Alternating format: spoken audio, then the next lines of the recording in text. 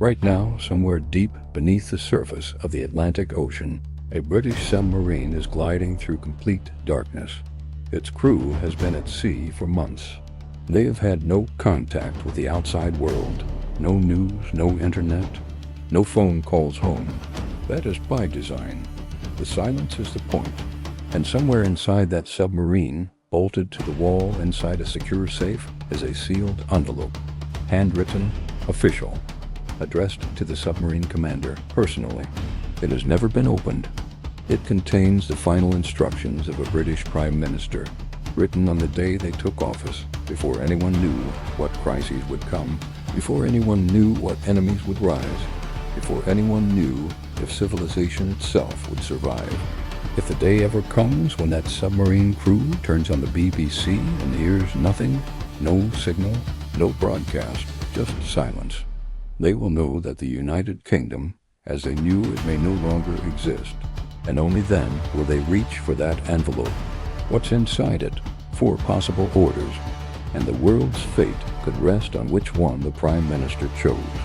But that's just one country, one system, one set of sealed instructions.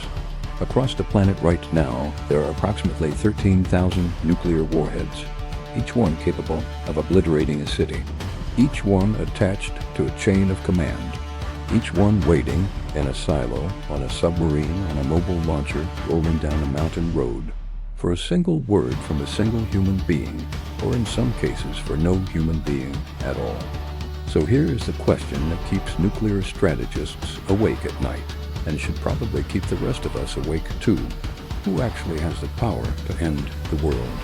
And how does that power work? The answer is not a red button. It was never a red button. It is something far more complex, far more secret, and in some cases far more terrifying than a button. Let's go country by country, because every nation that holds nuclear weapons has built a completely different answer to the same impossible question. Who gets to decide? The United States, the sole authority. Let's start with the country that has more nuclear warheads than almost any other nation on Earth, and a system that has been studied, debated, and feared more than any other in history. In the United States, the answer to the question of who controls the nuclear arsenal is strikingly simple, and strikingly alarming, depending on your perspective. The President, alone, no Congress vote required, no cabinet approval, no Supreme Court review, no committee. If the President of the United States decides that nuclear weapons should be launched, they are launched. Full stop. This is not a theoretical power. It is encoded into the command structure of the American military and has been since the dawn of the nuclear age. The rationale was born in the Cold War era, when the logic of nuclear deterrence demanded speed above all else. An incoming Soviet missile would reach Washington in approximately 28 minutes. There was no time for debate, no time for committees. The President had to be able to respond instantaneously, and that meant the decision authority had to rest with one person. That logic has never been fundamentally changed, even as the Cold War ended and the world transformed around it. So how does it actually work in practice? What does the President actually have access to? The answer begins with one of the most iconic objects in modern geopolitics, a 20-kilogram black leather briefcase that follows the President everywhere, 24 hours a day, 7 days a week, carried by a military aide who is almost always within arm's reach. This briefcase is officially called the Presidential Emergency Satchel. The world knows it by a different name, the nuclear football. Inside the football is what military planners call the Black Book, a document containing the full menu of nuclear strike options available to the President at any given moment. Options ranging from surgical, limited strikes against specific targets to full-scale strategic exchanges that would rewrite the map of the world. There are communication tools inside the football as well. Secure channels for contacting the Pentagon's National Military Command Center, known as the War Room, but the football alone is not enough. To actually transmit a launch order, the President must also verify their identity. And that is where the second object comes in, a small laminated card that the President carries on their person at all times. separate from the football. This card is called, with extraordinary understatement, the biscuit. It contains the gold codes, a set of authentication codes that change daily. When the president contacts the war room to transmit a launch order, they read out the gold codes from the biscuit. The war room verifies the codes, confirms the identity of the person giving the order, and the process proceeds. Once the order is verified and transmitted, speed becomes everything. Land-based Minuteman III intercontinental ballistic missiles, housed in hardened underground silos across Montana, Wyoming, Colorado, Nebraska, and North Dakota, can be in the air within 5 minutes of receiving a verified launch order. Submarine-launched Trident missiles, fired from Ohio-class submarines hiding somewhere in the world's oceans, take approximately 15 minutes from order to launch. From the moment the president makes the decision to the moment the first warhead detonates somewhere on Earth, as little as 30 minutes could pass. One person, one briefcase, one card, 30 minutes. There have been serious ongoing debates within American political and military circles about whether this concentration of authority in a single individual is wise or prudent. Critics argue it creates an unacceptable risk that a president acting in a moment of crisis, fear, miscalculation, or even mental instability could trigger an irreversible catastrophe with no meaningful check on their authority. Supporters argue that any additional layer of authorization creates dangerous delay in a scenario where seconds genuinely matter. As of today, the sole authority model remains intact in the United States. The football still follows the president. The biscuit is still in their pocket, and the clock is still ticking at 30 minutes. Russia, the triple check. If the American system is defined by speed and singular authority, the Russian system is defined by something more complex, a deliberate architecture of triple verification, built to ensure that no single catastrophic miscalculation by one man can end civilization. At least that is the theory. Russia operates what is known as the triple key system. Where the United States has one nuclear briefcase, Russia has 3, and they all need to speak before the missiles fly. Each of these briefcases, known in Russian as the Cheget, named after a mountain in the Caucasus, is held by a different member of the Supreme Nuclear Command structure. The first Cheget belongs to the President of the Russian Federation. The second belongs to the Defense Minister. The third belongs to the Chief of the General Staff of the Russian Armed Forces. For a nuclear strike to be formally authorized under the standard procedure, all 3 briefcases must transmit their signals to a central communications network known as CAVCAS. Only when CAVCAS receives confirmation from all 3 does the launch authority cascade down to the missile forces. The logic behind this system is straightforward. It distributes the most terrifying decision in human history across 3 individuals rather than 1, creating a check on impulsive or unilateral action, even at the highest level of power. But Russia did not stop there, because Russia's nuclear planners understood a problem that every nuclear power eventually confronts.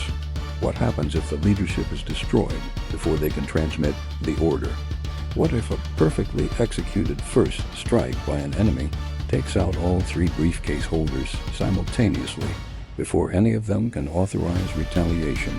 The answer to that nightmare scenario is a system that many nuclear experts consider one of the most chilling creations of the Cold War. Russia calls it perimeter. The rest of the world calls it dead hand. The perimeter system is a fail-safe of near-apocalyptic elegance. It consists of a network of sensors distributed across Russian territory, seismic detectors, radiation monitors, atmospheric pressure gauges, systems designed to detect the unmistakable signatures of nuclear detonations on Russian soil. If those sensors detect evidence of a large-scale nuclear attack, and if the system simultaneously determines that it cannot reach the Russian leadership, meaning the leadership has been destroyed or communications have been severed, perimeter can, under certain conditions, trigger a retaliatory launch automatically, without human authorization, without a living hand on any briefcase. From beyond the grave, essentially, Russia reserves the ability to ensure that any nation that launches a first strike against it will face devastating retaliation, even if every Russian leader is already dead. Whether the dead hand system is currently active and what form it operates today, and under exactly what circumstances it would trigger, remain some of the most closely guarded secrets in global security. What is not a secret is that it exists. Russia has confirmed as much. The message it sends is deliberate and unambiguous. Destroying our leadership does not save you. The United Kingdom, letters from the grave. There is a ritual that every new British Prime Minister must perform within hours of taking office, before the speeches, before the first cabinet meeting, before most of the world has even finished digesting the election results. They sit down, alone, and they write 4 letters. Each letter is addressed to the commander of one of Britain's 4 Vanguard-class nuclear submarines. Each letter contains the same instruction, one of 4 possible orders that the Prime Minister has chosen to convey. The letters are then sealed, placed in a safe aboard each submarine, and carried to sea.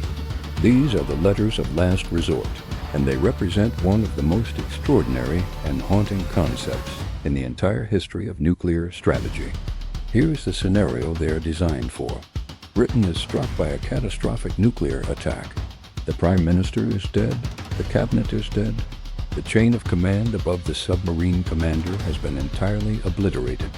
There is no government left to give orders. There is no authority left to consult. The submarine commander surfaces, turns on the BBC World Service, and hears nothing. Just static. Silence where civilization used to be. At that moment, the commander opens the safe and reads the Prime Minister's letter. Whatever is written there, that is the order. That is all there is. What are the 4 possible orders a Prime Minister can choose from? The options that have been reported and widely discussed are these. Retaliate with nuclear weapons. Do not retaliate. Place yourself under the command of an allied nation. Or, and this is perhaps the most extraordinary option, use your own judgment. That final option, use your own judgment, means that a British submarine commander, having just learned that their country has potentially been destroyed, with no chain of command above them, alone in the depths of the ocean, must decide for themselves whether to launch weapons that could kill millions of people in the country that attacked Britain. The contents of each specific letter written by each Prime Minister are never revealed. Not during their time in office, not after they leave, not ever. When a new Prime Minister takes over, the old letters are destroyed unread. New ones are written. The submarine carries the new instructions to sea. The old instructions cease to exist, never having been executed, their contents known only to the person who wrote them, and now gone forever. And through all of this, through every Prime Minister, every crisis, every election, at least one Vanguard submarine is always at sea, always hidden, always armed, always waiting for a signal that in the deepest hopes of everyone who builds and maintains this system will never come. France, the absolute authority. France has one of the most philosophically distinctive approaches to nuclear command of any country in the world, and it flows directly from a very French concept, absolute sovereignty. When Charles de Gaulle built France's independent nuclear deterrent in the late 1950s and 1960s, refusing to be subordinated to either the American or Soviet nuclear umbrellas, he was making a statement about France's identity as a great power. France would not shelter under anyone else's nuclear umbrella. France would have its own, and France would control it absolutely. That philosophy has never changed.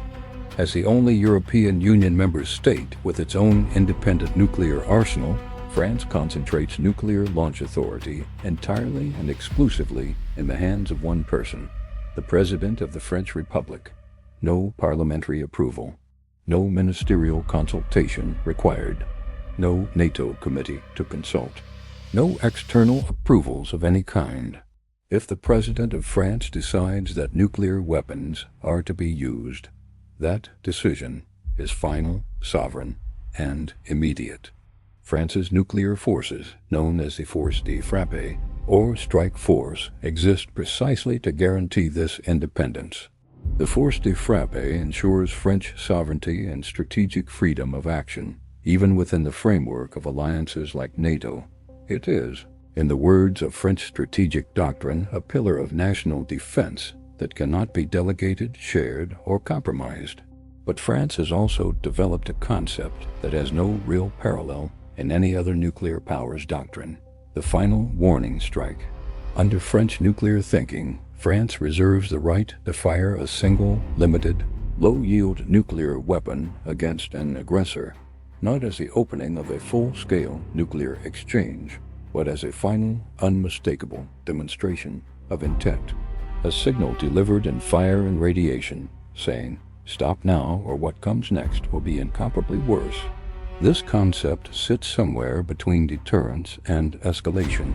It is an attempt to use nuclear weapons not to end a conflict, but to prevent one, a warning shot of unimaginable proportions.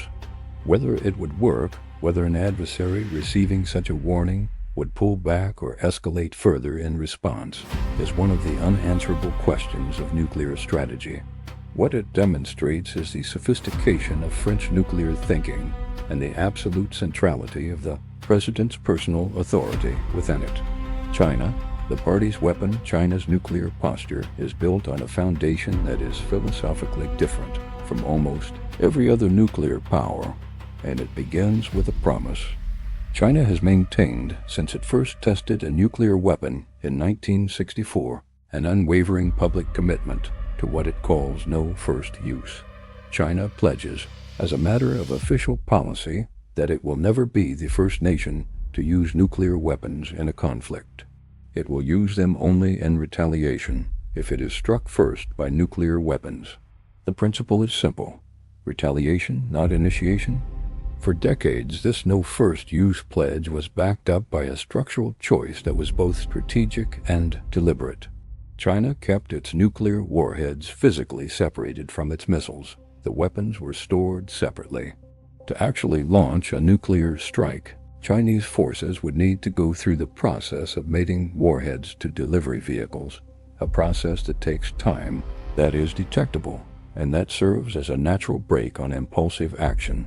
This is what nuclear analysts call a de-alerted posture, and it was designed to ensure that China's nuclear forces were structured for delayed, deliberate retaliation rather than rapid first strike. This posture is changing.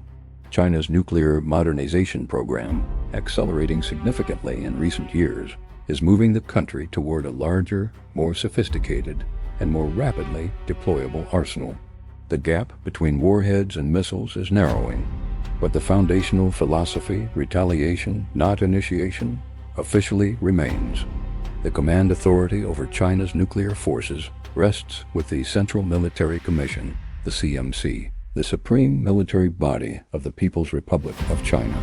The chairman of the CMC, who is simultaneously the president of the country and the general secretary of the Communist Party, holds final decision-making authority.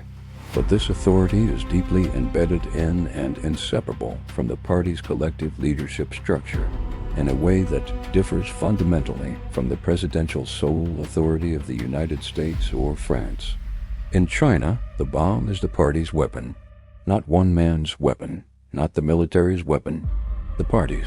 India and Pakistan, two neighbors, two opposite philosophies. Now we arrive at what many nuclear strategists consider the most dangerous nuclear rivalry on the planet. Two neighboring nations sharing a history of wars and perpetual tension, both armed with nuclear weapons and operating under diametrically opposed doctrines. India and Pakistan represent a study in contrasts that should command far more global attention than it typically receives. India operates under a clear and publicly declared philosophy: no first use. India will not fire nuclear weapons unless nuclear weapons are fired at India first. This principle is backed by a formal command and control structure, the Nuclear Command Authority, or NCA, which places all nuclear decision-making strictly in the hands of civilian leadership. The Prime Minister chairs the NCA. The military has no override authority. Civilian control is not just policy, it is the foundational principle of the entire system. India also operates under what its strategists call a doctrine of credible minimum deterrence. This means India maintains enough nuclear capability to guarantee that any aggressor knows with absolute certainty that retaliation would be massive, devastating, and unavoidable. But India does not seek to match its adversary's warhead for warhead. The deterrent is designed to be credible, not overwhelming. Pakistan sees the world through an entirely different lens. Unlike India, Pakistan has no first-use commitment. This is not an oversight or an ambiguity. It is a deliberate policy choice, rooted in a very specific strategic reality. Pakistan faces an Indian conventional military force that is significantly larger and more powerful. In a purely conventional war, Pakistan would be at a severe disadvantage. Nuclear weapons are therefore not just a last resort for Pakistan. They are an active deterrent against the overwhelming conventional threat that India represents. Pakistan reserves the right to use nuclear weapons first if it believes it is facing existential defeat by conventional forces. Pakistan's nuclear decision-making runs through the National Command Authority, the NCA, which is chaired by the Prime Minister, but with substantial and crucial input from the country's top military leadership. Unlike India's NCA, which firmly subordinates military input to civilian authority, Pakistan's NCA reflects a genuine military-civilian partnership at the highest levels of nuclear decision-making. The command structure is designed for rapid response, emphasizing survivability and clear lines of authority during a crisis, because Pakistan's strategic environment makes speed of response a central requirement. This combination, two nuclear-armed neighbors with a history of conflict, one committed to know first, use, and one explicitly not, creates a stability problem that keeps nuclear security analysts awake at night. A conventional conflict between India and Pakistan that begins to go badly for Pakistan creates a direct pathway to nuclear escalation, and that pathway has no clear off-ramp once Pakistan's leadership determines that its survival is at stake. North Korea, the most dangerous trigger in the world. If the American system is alarming in its concentration of power in one elected official, North Korea's system is terrifying for a different reason entirely. In North Korea, nuclear authority is not just concentrated. It is absolute, total, undivided. There are no briefcases to check, no letters of last resort, no civilian committees, no political party structures to filter the decision. Nuclear authority rests entirely and completely with one man, Kim Jong Un, supreme leader. No ambiguity, no checks. Single point of command. What makes North Korea's nuclear posture uniquely dangerous is not just the concentration of authority. It is the doctrine that surrounds it. North Korea's strategic philosophy is built on unpredictability. Where China uses measured restraint and India uses declared principles, North Korea uses deliberate unpredictability as its primary deterrence tool. The logic is calculated. If adversaries cannot predict when or whether Kim Jong Un will resort to nuclear weapons, they cannot plan confidently around his restraint. Uncertainty becomes deterrence. But in 2022, North Korea took this logic to a place that alarmed the global nuclear security community profoundly. Kim Jong Un signed into law a new nuclear doctrine that included a provision for automatic launch.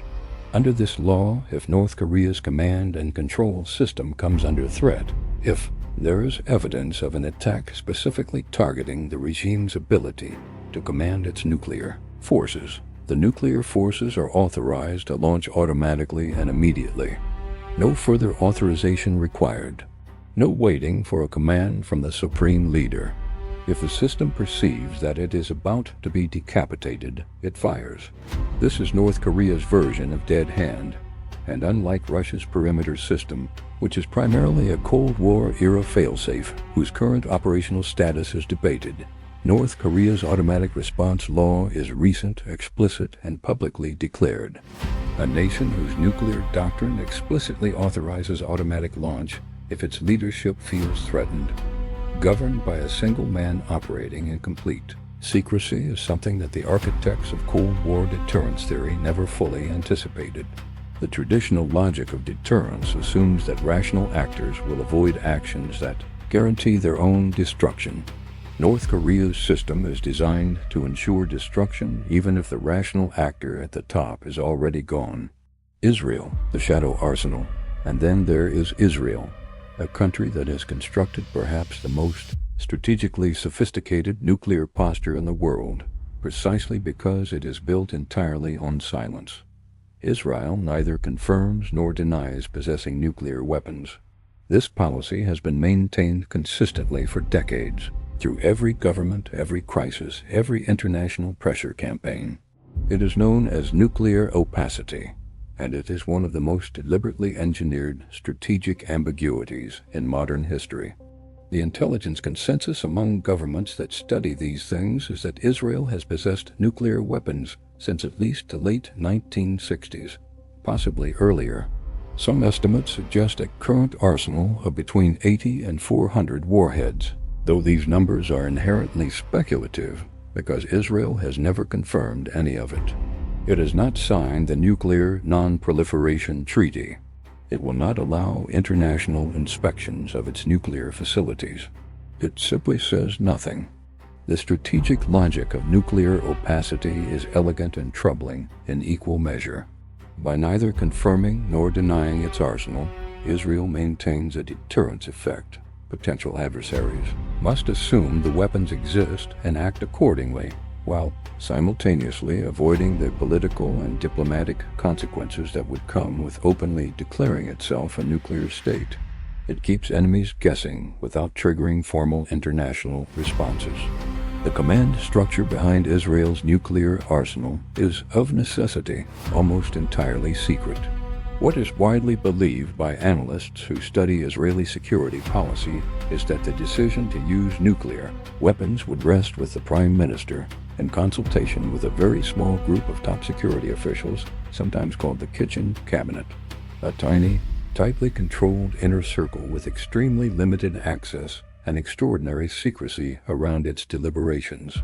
Israel's nuclear doctrine is believed to align with what strategists call the Samson option, a concept drawn from the biblical story of Samson, who brought the temple down on himself and his enemies rather than accept defeat and captivity.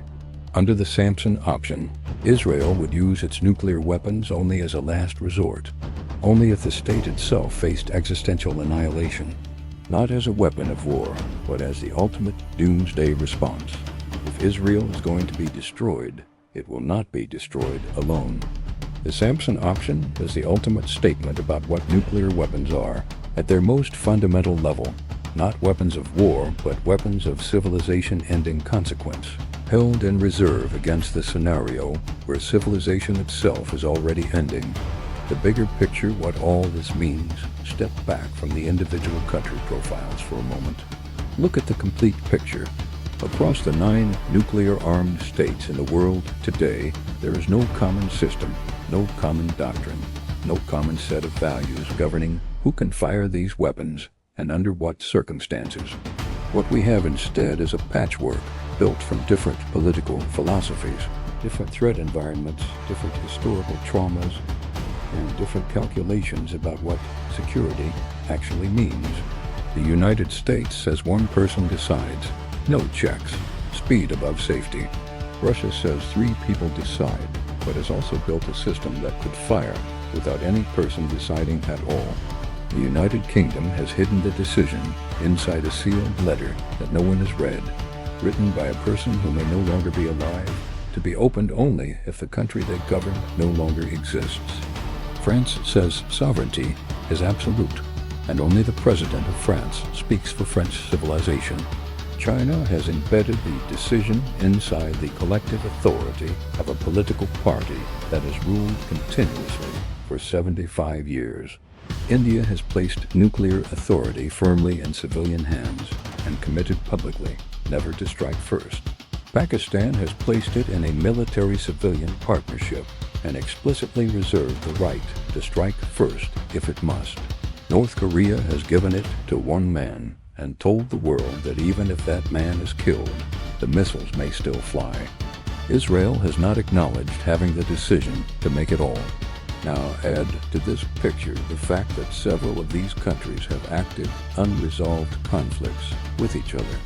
India and Pakistan share a disputed border and a history of wars. North Korea faces the United States, South Korea, and Japan in a standoff that has never formally ended. Israel exists in a region of extraordinary instability. Russia and the Western Alliance are in their most acute period of tension since the Cold War. And then ask yourself the question this video began with.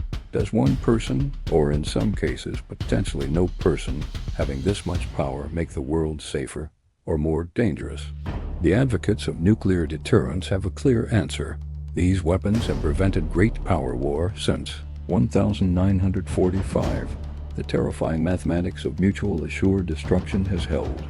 No nuclear weapon has been used in conflict since Nagasaki 80 years ago. The weapons, precisely because they exist, have made the cost of major war too high for rational actors to bear. The critics have an equally clear answer. Rational actors are not the only kind. Miscalculation, accident, technical failure, mental crisis, political instability. The history of the nuclear era is littered with moments when catastrophe was avoided not by the brilliance of human systems, but by luck. A Soviet submarine officer who defied protocol during the Cuban Missile Crisis.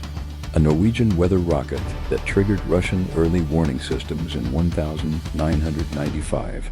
Computer errors that generated false launch alerts during the Cold War.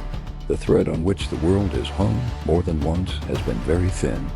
Both sides of this debate have compelling points, and both sides have to grapple with the same unavoidable truth. This is the world we have built. 9 countries, 13,000 warheads, an envelope in a submarine safe somewhere in the Atlantic, a code card in a president's pocket, 3 briefcases that need to agree, unless the dead hand decides they don't. The question of whether this architecture makes us safe or simply delays an inevitable catastrophe is not academic. It is the most consequential question in human history. And for now, the answer rests in the hands of a very small number of people, in war rooms, in submarines, in sealed envelopes, whose decisions none of us will ever get to vote on or appeal or reverse. 9 countries, 9 different answers to the same impossible question. Some of those answers are transparent. Some are hidden behind layers of secrecy so deep that even the people inside the system don't fully know how it works. What they all share is this: a capacity for destruction so complete that it defies human imagination, and a chain of command whose final link is always, in the end, a human decision, or in some terrifying scenarios, the absence of one. The red button was never just a button. It was always a mirror reflecting back at us the kind of species we are, the kind of governments we build, and the question we have never stopped asking since the summer of 1945, when the world changed forever in the skies over 2 Japanese cities. Is this power something humanity can be trusted with? You've just seen how 9 nations answer that question. Now I want to know how you answer it. Does one person or one party or one sealed letter having this much power make the world safer? Or does it make our survival a matter of luck more than design? Drop your answer in the comments, because this question deserves more than silence. If you want to go deeper into the hidden architecture of global power, how decisions that affect billions of people are made in rooms most of us will never see, subscribe to this channel. Every week we break down the systems, the secrets, and the strategies that shape the world we live in. And if this video made you think, share it, because the more people understand how this actually works, the better the conversations we can have about whether it should work this way at all.